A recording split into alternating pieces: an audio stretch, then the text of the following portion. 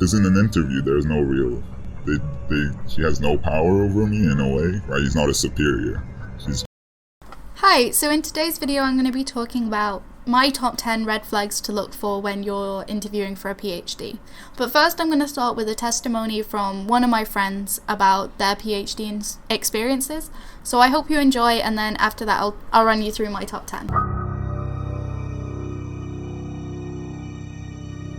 Once I had started receiving some offers and some replies back from the universities I had applied to, I received an offer from a university which was quite well regarded, and the supervisor was a fairly big name in the fields. A few days after I received this offer though, I looked at my email, and there I found this cryptic, anonymous email from someone else at the university trying to warn me to reconsider whether or not I wanted to do a PhD with this supervisor. So I think it said something along the lines of, "Hello, I hear you're considering working with this person at this university. I think you should know that in the past they have had their PhD students have had some complaints about their behavior and whatnot." So that was quite a weird experience. But yeah, so this wasn't at no point during the process of application was this sort of presented, I guess. There were a few universities where some supervisors offered, "Oh, if you have any questions, I can sort of, get you in contact with another PhD student here." So I was sort of on the fence about whether or not I wanted to go to this place. So seeing this made it pretty clear that I didn't want to go work there. I didn't really bother trying to find out other students and ask about this and see whether it was true or not. It was kind of just not something I want to be dealing with. It's sort of, yeah. Even if it's not true, it's weird that it happened. Well, we had a couple of interviews. One quite informal, just me talking about some of my background and why I was contacting him in the first place. And then another interview with there was another member of staff there, and it was a normal interview where they had some questions. In both interviews, he was very nice and amicable. I think it might sometimes be difficult to tell from just interviews when someone, because in an interview there's no real, he has no power over me in a way, right? He's not a superior. He's just an interviewee, so I think it's more difficult for stuff like that to come out. So talking with previous students is fun. Red flags. What are the 10 red flags to look for when you're in a PhD interview?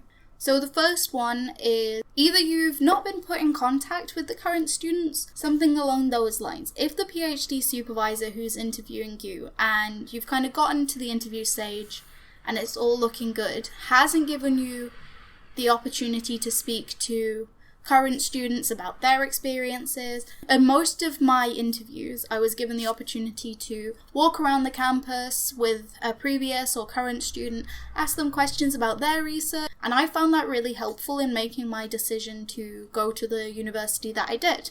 So, first red flag, you've not been put in contact with current students. Second red flag, you've not been put in contact with the previous students. Kinda either or.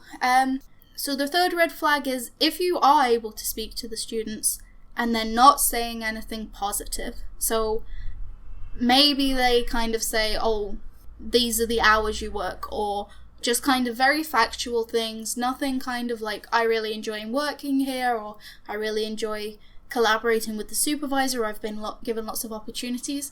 But it could be a little bit of a red flag that maybe the university doesn't foster the right kind of environment. So red flag number 4 applies to both PhD students that the supervisor's supervising and supervisors. Are they submitting publications? So with PhD students, depending on where they are in their process, they may or may not have submitted anything yet. However, you want to be looking for PhD supervisors to be submitting fairly regularly, kind of see if it's in line with others from their field. So kind of look through their publications and think, okay, they're submitting work regularly, and equally thinking about things like funding. Does your university offer a funding for going to conferences or doing other work? Finding those connections can be very helpful.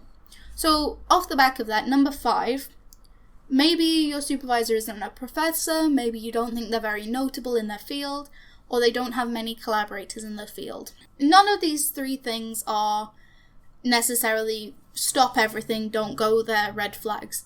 But if they're not a professor, not got many collaborators, it means that by extension your network doesn't have as many collaborators.